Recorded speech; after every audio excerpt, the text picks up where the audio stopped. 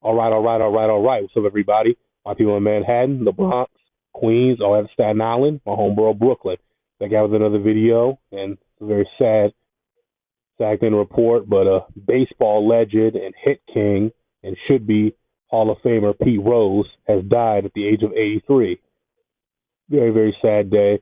But, sad day for all baseball fans. Pete Rose, to most of us, was a legend. To other baseball fans, he was shunned because, the gambling stuff. But, don't want to get too much into that. But, Pete Rose, he passed away at 83, so he lived a long life. And he lived a fairly blessed life. He got to live his dream. Most people's dreams is to make it to the majors and accomplish what some of the things he accomplished. But most people don't get to accomplish that because they weren't gifted that way. He was.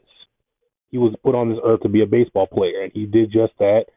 And we're gonna get into his career, but unfortunately, the thing that he loved also shunned him. It's very, very unfortunate, very sad. Pete Rose, of course, was drafted by the Cincinnati Reds, I believe, in 1963.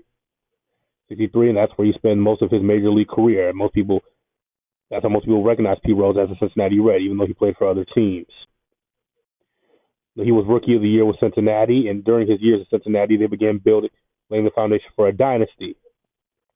They acquired other players such as Joe Morgan and Hall of Famers Joe Morgan and Johnny Bench. Joe Morgan also passed away years ago, so rest in peace to him. Johnny Bench is still with us. Johnny Bench is considered by many baseball fans the greatest catcher to ever live. Okay, they along with some other great players led by their legendary manager, Mr. Sparky Anderson. They were known as the Big Red Machine. The Big Red Machine. They won 4 pennants in the 1970s, winning 2 World Series back to back. 75 against the Boston Red Sox, which is arguably the greatest World Series ever played. And in 1976, they unfortunately for me swept my New York Yankees 4-0. Pete Rose. In the aftermath of that time period, Pete Rose was traded to the Philadelphia Phillies, where he helped lead them to their first ever World Series in 1980 when they defeated, I believe the Kansas City Royals in the World Series. Pete Rose, Mike Schmidt on the team. And in the aftermath of his career, Pete Rose became a skipper for the Cincinnati Reds, when that's where all the controversy came about him gambling, him betting on baseball, betting on his team to win.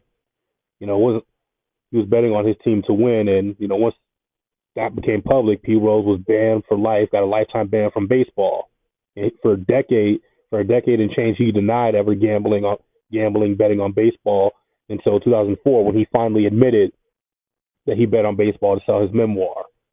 But Pete Rose was shunned by baseball for a long time, and a lot of people say, "Oh, he should still be in the Hall of Fame, yada yada yada." They should lift the ban, and they supposedly were going to until the commissioner who banned him passed away. His name is getting my mind at the moment. And Bud Selig, who replaced that commissioner, said, "No, you're not going. You're still the lifetime ban still stands." Pete Rose was an analyst for Major League Baseball on Fox for I think a season or two with Frank Thomas and A-Rod, and he left that job, I guess. Let's see.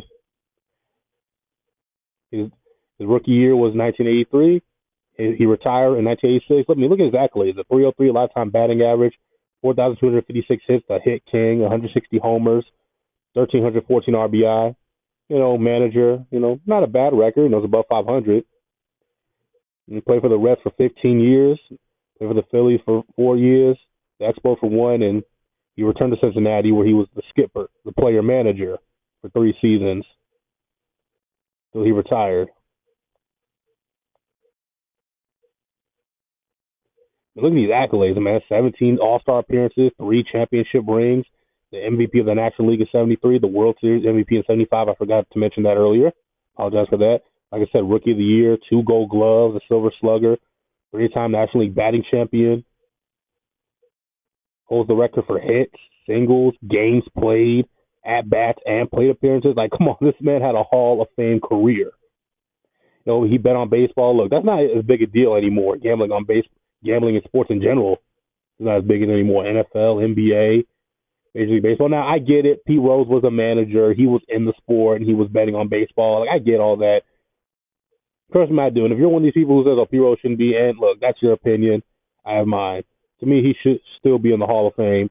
I think they should lift the ban and induct him. Unfortunately, it would be posthumous, which would be sad. I mean, they waited for the man to die to put him in the Hall of Fame. It's fucked up. I hope they don't do that, but I have a feeling they're going to do that to other players who aren't in the Hall of Fame. Okay, if you know, you know. But I want to send my condolences to the family and Pete Rose and his friends. You know, he is one of the greatest baseball players of all time. He's arguably the best pure hitter in the history of baseball. I mean, we're talking about just pure hitters, guys who just hit the ball. You got Tony Gwynn, R.I.P. Mr. Padre, you got Rod Carew. You know, you go way back, Ty Cobb, who I believe was the Hit King until Pete Rose surpassed him. You know, Ichiro Suzuki. You know, many other great guys. All time great, just pure hitters. I mean, we're talking about just pure hitters. I think those guys. Of course, you got your great sluggers, home run hitters like Barry Bonds and Willie Mays and Hank Aaron, so on and so forth. Griffey Jr. So many other guys. But yeah, like I said, do you think P Rose should be in the Hall of Fame? Do you think he should have been in before he passed away, or do you think they'll induct him now that he's deceased? Or let me know what you think in the comment section down below. R.I.P. Pete Rose.